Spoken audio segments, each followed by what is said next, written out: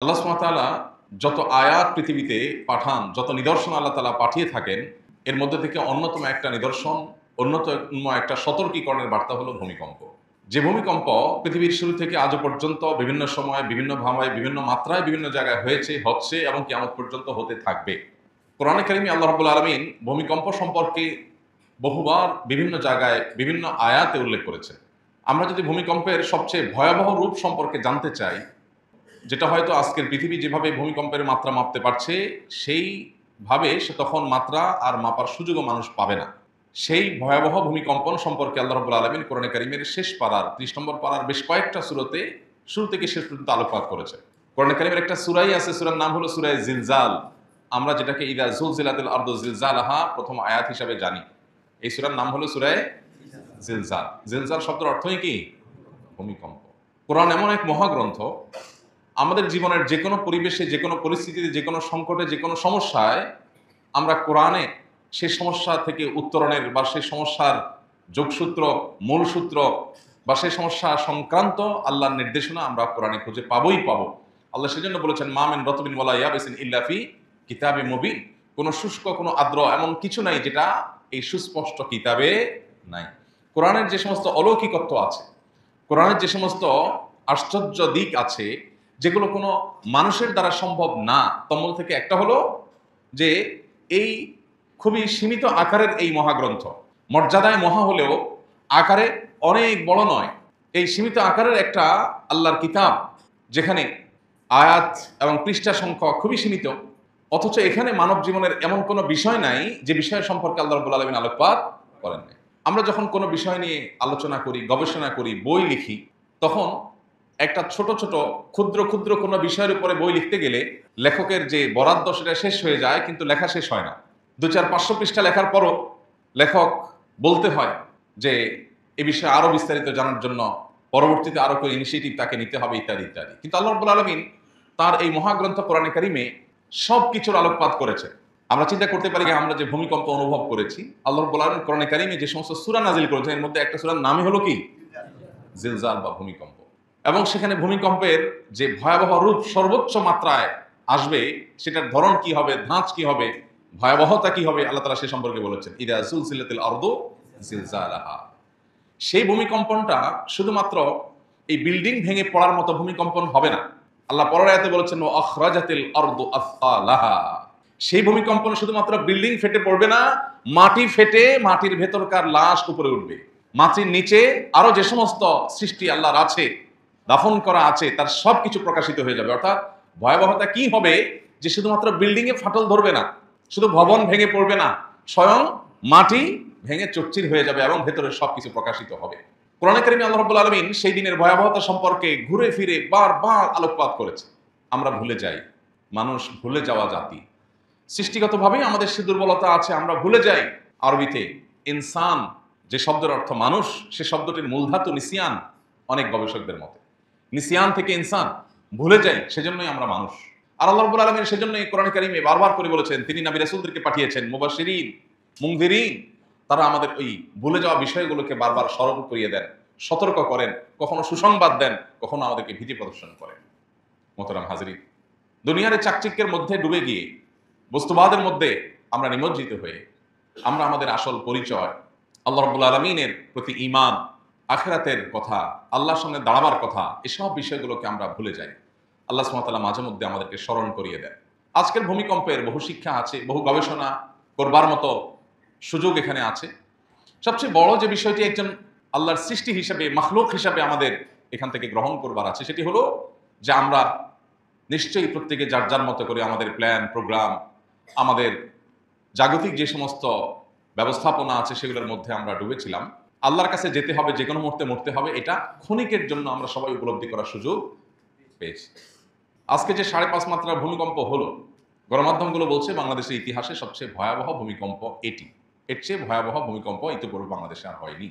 আমি নিজে বিশেষ করে যে এলাকায় থাকি, একেবারেই বেলেমাটি এলাকা, বিভিন্ন পানি ভরা জায়গায় বালু দিয়ে ভরাট করা এলাকা, যার কারণে একটা জোরে ট্রাক গেলেও কাঁপে। সেখানে 5.5 মাত্রা ভূমিকম্প কতটা ভয়াবহ ছিল সেটা বলার অপেক্ষা রাখে না। সেখানে যদি এটি অন্যান্য দেশের মতো 7 মাত্রায় গিয়ে উপনীত হয়, তাহলে আমাদের পরিস্থিতি কি হতে পারত। আজকে যদি সেটি হতো, হয়তো আমরা এখানে যারা আছি আমরা অনেকেই এতক্ষণে আমাদের জীবনের হিসাবের মুখোমুখি হয়ে যেতাম। হয়তো আজকের সে সকালই ছিল আমাদের জীবনের শেষ সকাল। তো সেটা যে কাল হবে না বা একটু পরেই হবে না, এখনই হবে না, তার কোনো গ্যারান্টি আছে? আল্লাহ সুবহানাহু ওয়া তাআলা কোরআনে কারিমে বারবার সে বিষয়টি আমাদেরকে সতর্ক করেছে। আমাদের জীবনের এক মুহূর্তের কোনো কি নাই, গ্যারান্টি নাই। অতএব নবী সাল্লাল্লাহু আলাইহি ওয়াসাল্লাম বলেছেন, কুন ফিদ দুনিয়া কাআন্নাকা গারীবুন আও আবিরুস সাবিল। দুনিয়াতে এমন ভাবে থাকো যেন তুমি কোনো পথিক যেরকম তিনি তার গন্তব্যে যাচ্ছেন সেই কথা মাথায় রেখে সফরের এই ভ্রমণের সময়টাকে সে মনে করে খুবই সাময়িক, জাস্ট গন্তব্যে যাওয়ার মাধ্যম। অতএব তুমি দুনিয়াতে ঠিক সেভাবে বসবাস করো যেন পথিক বসবাস করে। অর্থাৎ এটাকে নিয়ে চূড়ান্ত কোনো প্ল্যান প্রোগ্রাম মনে হয় আর এখান থেকে আমার যেতে হবে না, চিরকাল মনে হয় আমি থেকে যাব, এই মানসিকতা যেন আমাদের মধ্যে না আসে। বারবার করে আল্লাহ তাআলা সতর্ক করেছে। আল্লাহ রাব্বুল আলামিনের এই সমস্ত সৃষ্টিগুলো আমাদেরকে সচেতন করে। নবী করিম সাল্লাল্লাহু আলাইহি সাল্লামের সময় এরকম কোনো ভয় ভীতিকর কোনো পরিবেশ পরিস্থিতি তৈরি হলে তিনি মসজিদে চলে আসতেন। তিনি সাহাবীদের সতর্ক করতেন, তিনি তওবা করার জন্য আহ্বান করতেন, আল্লাহর দিকে সমর্পণ করবার জন্য, নিজেদেরকে সমর্পিত করবার জন্য তিনি আহ্বান করতেন।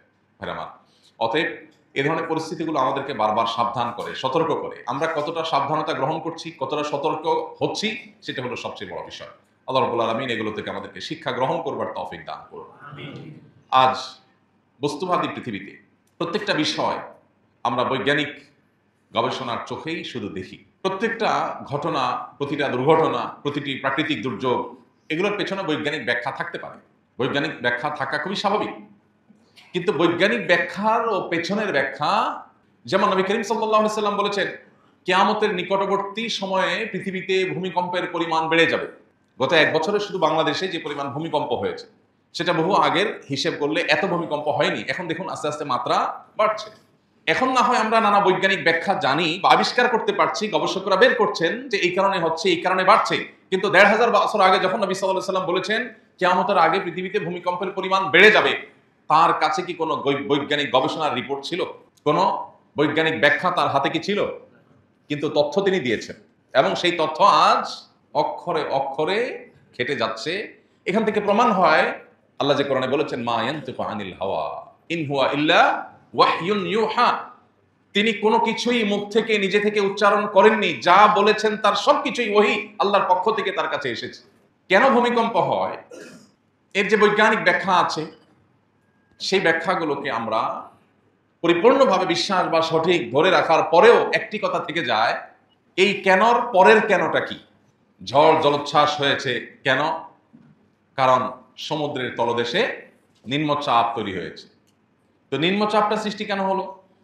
ওই কারণে হয়েছে। তো সেইটা কেন হলো? এভাবে কারণ খুঁজতে খুঁজতে গিয়ে একটা পর্যায়ে মানুষ বলতে বাধ্য যে এর পরের কারণ আর মানুষ জানে না। ঈমানদার জানে সব কিছু হয় মূলত কোন কারণে? আল্লাহ রাব্বুল আলামিনের হুকুম হয়, ফয়সালা হয়, সেজন্য আল্লাহর ফয়সালার আর কোনো কারণ প্রয়োজন হয় না। প্রিয় ভাইরা আমার, এই জন্য আল্লাহ রাব্বুল আলামিন আমাদেরকে বারবার করে সতর্ক করেছেন, কোরআনে কারিমে বারবার করে সতর্ক করা হয়েছে। আজকের এই ভূমিকম্প থেকে আমাদের শিক্ষণীয় বিষয় হলো যে এই ভূমিকম্প আল্লাহ রাব্বুল আলামিনের সতর্কীকরণ। আল্লাহ তাআলা সতর্কীকরণ, যেটা আল্লাহ তাআলা কোরআনে কারিমে বলেছেন, ওমা নুরসিলু বিল আয়াতি ইল্লা তাখওয়িফা। আমি যত নিদর্শন পাঠাই এই সবগুলোই তোমাদেরকে সতর্ক করবার জন্য পাঠাই। অতএব আজ আমরা যারা ভূমিকম্প অনুভব করেছি, আমরা যারা খুব বেশি সন্ত্রস্ত হয়েছি, আমরা যারা খুব বেশি ভয় পেয়ে গেছি, আমাদের জন্য আল্লাহ রাব্বুল আলামিন এই ভয় পাওয়া এটার উদ্দেশ্যে এটি পাঠাননি। আল্লাহর উদ্দেশ্য হলো আমরা যেন আল্লাহর সামনে দাঁড়াতে হবে, কিয়ামত আসবে এবং জীবনের সব হিসাব দিতে হবে, সে বিষয়ে যেন আমরা সতর্ক হই, আমরা যেন প্রত্যেকটা মানুষ সাবধান হই। আল্লাহ আমাদের সবাইকে সেই তৌফিক দান করুন। প্রিয় ভাইরা আমার, তাহলে ভূমিকম্প কেন হয় সেটার বৈজ্ঞানিক ব্যাখ্যা যাই থাকুক না কেন, এর আসল কারণ যেটা পৃথিবীর কোনো গবেষণা, যেটা কোনো বিজ্ঞান, যেটা কোনো রিসার্চ কখনো মানুষকে বলতে পারবে না, একমাত্র জানার উপায় হলো ওহী এবং নবী এবং রাসূলদের মাধ্যমে। সেটা হলো যে সব কিছু, একটা গাছের পাতাও যদি নড়ে সেটিও আল্লাহ রাব্বুল আলামিনের জ্ঞাতসারে হয়, আল্লাহর নিয়ন্ত্রণে থাকে, আল্লাহর নির্ধারণের আলোকেই হয়ে থাকে। অতএব একজন ঈমানদার হিসাবে আমাদের এই বিশ্বাসের জায়গাকে অত্যন্ত পরিষ্কার করতে হবে, অত্যন্ত ক্লিয়ার করতে হবে যে সব কিছু মূলত হয় কোন কারণে? আল্লাহ রাব্বুল আলামিনের ফয়সালার কারণে। আজ বিশেষ করে তথ্য প্রযুক্তির উন্নতির এই সময়টাতে আমাদের অজান্তে আমাদের ঈমানগুলো ঠুনকো হয়ে যাচ্ছে। আমরা যে কোনো ঘটনার পর আল্লাহ রাব্বুল আলামিনের প্রতি বিশ্বাস যে মাত্রা হওয়ার কথা বা আল্লাহর স্মরণ যে পরিমাণ হওয়ার কথা, তার চাইতে জাগতিক নানা কারণ, নানা ব্যাখ্যা, বিশ্লেষণ, নানা গবেষণা, রিসার্চ, সেগুলো আমাদের মাথায় তার চাইতে বেশি চলে আসে। মোহতারাম হাজরিন, আল্লাহ রাব্বুল আলামিন এই ভূমিকম্পের মাধ্যমে পৃথিবীতে বহু জাতিকে বহুবার বার্তা দিয়েছেন, আর অনেক জাতিকে আল্লাহ তাআলা ধ্বংস করেছেন। কোরআনে কারীমে আল্লাহ রাব্বুল আলামিন বলেছেন, আল্লাহ নবী সালেহ আলাইহিস সালামের জাতি যারা ছিল কওমে সামুদ, আরেক নবী ছিলেন শুআয়ব আলাইহিস সালাম, এই উভয় নবীর যে সম্প্রদায় ছিল তাদের সম্পর্কে আল্লাহ রাব্বুল আলামিন পরিষ্কারভাবে বলেছেন যে তাদের প্রতি আল্লাহ রাব্বুল আলামিন রাজফা পাঠিয়েছেন। আল্লাহ রাব্বুল আলামিন তাদের জন্য ভূমিকম্প পাঠিয়েছেন, ভূমিধস পাঠিয়েছেন। আল্লাহ বলেছেন ফাআখাযাতহুমুর রাজফাতু ফাআসবাহু ফি দারিহিম জাসিমিন। তাদেরকে ভূমিধস আল্লাহর আযাব হিসাবে পেয়েছে, স্পর্শ করেছে, এবং তারা মুহূর্তের মধ্যে সব মৃত লাশ হয়ে যার যার বাসাবাড়িতে যে যেখানে ছিল সেখানে ধ্বংস হয়েছে। কওমে সামুদের ধ্বংসাবশেষ এবং তাদের সেই এলাকা এবং নগরী এখনো কিছুটা জর্ডানের পেট্রায় আর কিছুটা সৌদি আরবের মাদায়েন সালেহ এলাকাতে আছে। কোরআনে যে মাদায়েন সালেহের কথা বলেছে এখনো আছে। বিশেষ করে কওমে সালেহ এবং কওমে হুদ আলাইহিস সালামের জাতি আর সালেহ আলাইহিস সালামের জাতি, এই কওমে সামুদ এবং আদ, হুদ আলাইহিস সালামের জাতিকে বলা হয় আদ, সালেহ আলাইহিস সালামের জাতির নাম হলো কওমে সামুদ। এই সামুদ এবং আদ জাতি, তাদের সম্পর্কে আল্লাহ তাআলা কোরআনে কারীমে বিভিন্ন জায়গায় আলোকপাত করেছেন। আল্লাহ বলেছেন ইরামা যাতিল ইমাদ আল্লাতী লাম ইউখলাক মিসলুহা ফিল বিলাদ। এদের মতো তাদের আগে পৃথিবীতে কোনো শক্তিশালী জাতি আর তৈরি হয়নি। কিরকম শক্তিশালী ছিল সেটা সৌদি আরবের মাদায়েন সালেহ গেলে অথবা জর্ডানের পেট্রায় গেলে সচক্ষে এখনো দেখা যায়।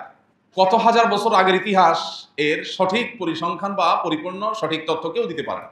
তবে এটুকু নিশ্চিত যে তারা আমবাতিরও আগে পৃথিবীতে ছিল। নাপ্তি যাদেরকে বলা হয়, নাপ্তিদেরও আগে ছিল। বহু বছর নাবিতে আমবাতি বলা হয়।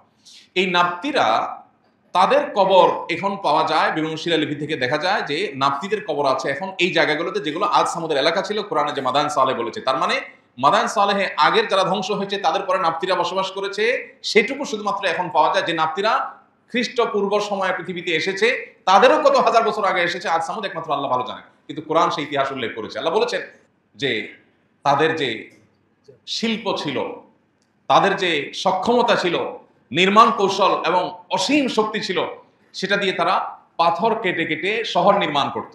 এখনকার মতো পাথর কাটার মেশিন তখন ছিল না, ক্রেন তখন ছিল না, কিন্তু তারা একটা পাহাড়, একটা বিশাল বড় এলাকা, সিটি, সেখানে অসংখ্য ঘর কেটে কেটে তারা তৈরি করেছে। কিভাবে পাথর কেটেছে?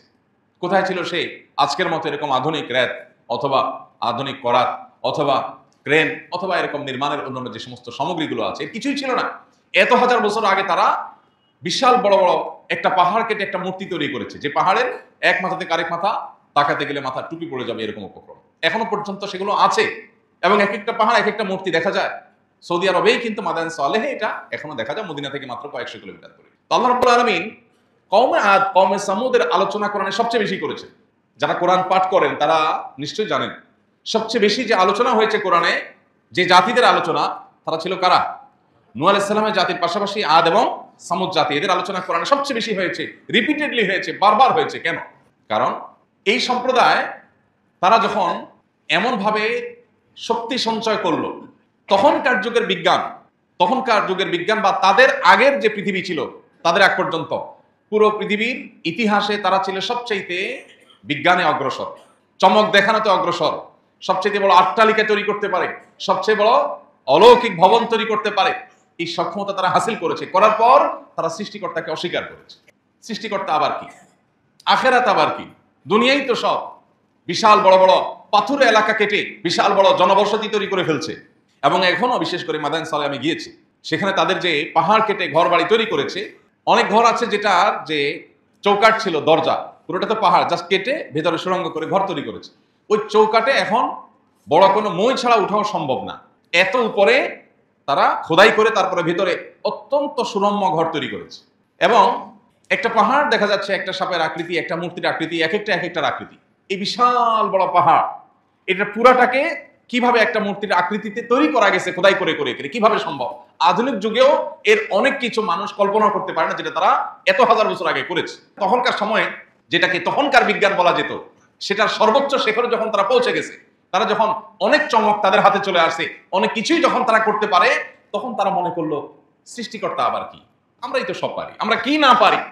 আল্লাহ রাব্বুল আলামিন নবী পাঠিয়েছেন, কারণ আল্লাহ তাআলা কোরআনে কারিমে বলেছেন আল্লাহ তাআলা কোনো জাতিকে ধ্বংস করেন না যতক্ষণ পর্যন্ত তাদের মধ্যে রাসূল না পাঠান, এবং ততক্ষণ পর্যন্ত আল্লাহ ধ্বংস করেন না যদি মানুষ ইস্তেগফারে রত থাকে, ভুল বুঝে মানুষ ফিরে আসে, তাহলে তাদেরকে আল্লাহ ধ্বংস করেন না। এই জন্য আল্লাহ রাব্বুল আলামিন তাদের মধ্যে রাসূল পাঠিয়েছেন। আল্লাহ নবীরা এসে তাদেরকে বারবার সতর্ক করেছেন, নবী পাঠিয়েছেন আল্লাহ তাআলা সতর্ক করেছেন, তোমরা আল্লাহর একত্ববাদকে স্বীকার করো, আল্লাহর অস্তিত্বকে স্বীকার করো, অহংকার করো না। তারা পাত্তা দেন, তারা বলেছে আরে এই হুজুর টাইপের মানুষ কত কিছু বলে, এরা জ্ঞান বিজ্ঞান থেকে দূরে, কিছু বুঝে, দেখা যায় না, ছোঁয়া যায় না, ধরা যায় না, আলমুল গায়েব, অদৃশ্যের জগৎ, শুধু এইসব কথা হুজুররা বলে। হুজুরদের কাছে কোনো বাস্তব জ্ঞান নাই, জাগতিক জ্ঞান নাই, রহস্য জানে না, জ্ঞান বিজ্ঞান নাই, ডিনাই করেছে। আল্লাহ রাব্বুল আলামিন পরিষ্কারভাবে কোরআনে কারিমে এক জায়গায় না, বেশ অনেকগুলো জায়গায় আল্লাহ বলেছেন ফাআখাযাতহুমুর রাজফা ফাআসবাহু ফি দারিহিম জাসিমিন। ভূমিকম্প দিয়ে তাদেরকে শেষ করে দেওয়া হয়েছে, কাউকে কাউকে মহানিনাদ দিয়ে শেষ করা হয়েছে, এক বিকট আওয়াজে তারা শেষ হয়ে গেছে। কোন কোন সম্প্রদায়ের মধ্যে খুব শীতল বাতাস বওয়া শুরু করেছে, তারা মনে করেছে এই বাতাস তো বেশ উপভোগ্য, সামান্য পিনপিনে বাতাসের সাথে হালকা আওয়াজ আসছে, তারা সেটাকে এনজয় করা শুরু করছিল। সে আওয়াজই বিকট আওয়াজ হয়ে তাদের পুরো দেহকে চূর্ণ বিচূর্ণ করে ছেড়ে দিয়েছে। প্রিয় ভাইরা আমার, আমরা যখন পৃথিবীতে বসবাস করছি, ঠিক এই মুহূর্তের পৃথিবী আর্টিফিশিয়াল ইন্টেলিজেন্সের পৃথিবী, এই পৃথিবী এআই এর পৃথিবী। এই পৃথিবীতে মানুষ জ্ঞান বিজ্ঞান, তথ্য প্রযুক্তি, গবেষণা, আবিষ্কার ইত্যাদিতে মানুষ এত বেশি অগ্রসর হয়ে গেছে যে আজ সামুদ জাতির আগের পৃথিবীর মানুষদের সবাই রেকর্ড ভঙ্গ করে তারা যেরকম সর্বোচ্চ পর্যায়ে পৌঁছে গেছে তৎকালীন জ্ঞানে বিজ্ঞানে, আজকের পৃথিবীর মানুষ পৃথিবীর ইতিহাসের সকল জ্ঞান, গবেষণা, বিজ্ঞান, আবিষ্কার সবকিছুকে, সকল রেকর্ডকে ভঙ্গ করে দিয়ে আজকে এমন এক উচ্চতায় পৌঁছে গেছে যে এখন খোদ মুসলমানের ঘরে জন্ম নেওয়া সন্তান যে তার সৃষ্টিকর্তার অস্তিত্বের কথা জানে, যার কাছে আল্লাহর পরিচয় পৌঁছেছে, যার কাছে তাওহীদের বাণী পৌঁছেছে, সেই মুসলমানের সন্তান পর্যন্ত এখন সংশয়ের মধ্যে ডুবে গেছে, তাকে রীতিমতো কনফিউশন পেয়ে গেছে, স্পর্শ করেছে, আখিরাতের প্রতি তার বিশ্বাস নড়বড়ে হয়ে গেছে। মানুষই তো সব পারে, আসলে কি সৃষ্টিকর্তা বলতে কিছু আছে কিনা? নাউজুবিল্লাহ। আমার আল্লাহ রাব্বুল আলামিন যে কোনো পাপ মানুষ যখন সর্বোচ্চ লেভেলে চেয়ে পৌঁছায়, তখন আল্লাহ রাব্বুল আলামিন পাকড়াও করেন, আল্লাহ ছাড় দিয়ে রাখেন। আল্লাহ বলেছেন ওয়া উমলি লাহুম ইন্না কাইদি মাতিন, আমি ছাড় দিয়ে রাখি মানুষকে, এরপর যখন পাকড়াও করি সে পাকড়াওটা অত্যন্ত শক্ত, ছুটার আর কোনো সুযোগ থাকে না। পৃথিবীতে যত শাসক জুলুম করেছে, দেখবেন একটা লম্বা সময় পর্যন্ত তারা জুলুমের সুযোগ পেয়েছে। ওই যে আল্লাহ বলেছেন ওয়া উমলি লাহুম, আমি ছাড় দিয়ে রেখেছি।